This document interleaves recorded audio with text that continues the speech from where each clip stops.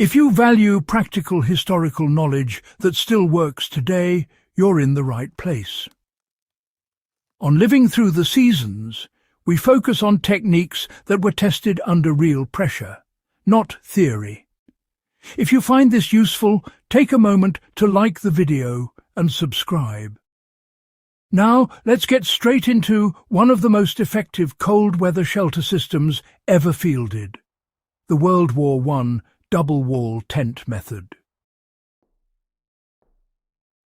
During World War I, soldiers fighting through European winters faced brutal cold with limited fuel and unreliable heating.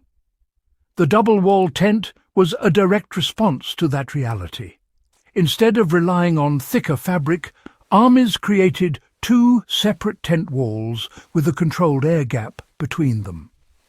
The inner wall served as the living space, while the outer wall acted as a weather shield. That trapped air layer functioned as insulation, reducing heat loss by roughly 40% compared to single-wall canvas shelters. The key detail was separation. The walls never touched. Even a few inches of still air dramatically slowed heat transfer. The brilliance of this method lies in physics, not materials. Canvas alone conducts cold rapidly, especially when damp. By introducing a dead air space, the tent reduced conduction and convection at the same time. Cold air stayed outside the outer wall, while warm air produced by body heat, oil stoves or candles remained inside longer. Soldiers reported noticeably warmer interiors even without increasing fuel use. For modern winter survival, this is a critical lesson. Insulation is about air management, not thickness. A common mistake in cold shelters is sealing everything shut. During the First World War, double-wall tents avoided this by venting only the outer layer near the top while keeping the inner wall tighter. Moisture from breath passed outward instead of freezing inside the living space. This reduced condensation, which honestly is one of the fastest ways to lose heat in winter. For today's winter campers or off-grid dwellers, this means venting should happen outside the insulation layer, not inside it. You can replicate this system using materials you already have.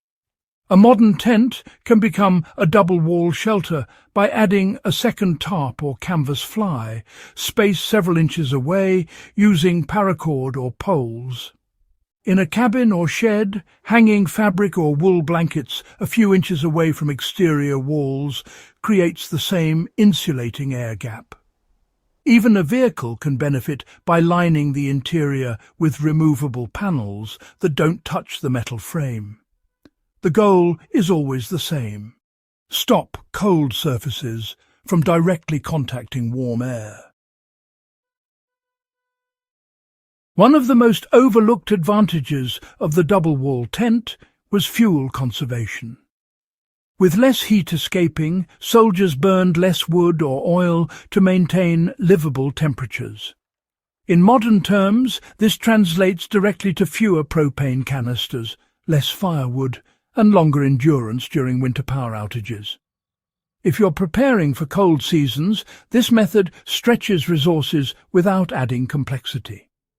The double-wall tent system wasn't clever marketing. It was battlefield-tested cold-weather engineering.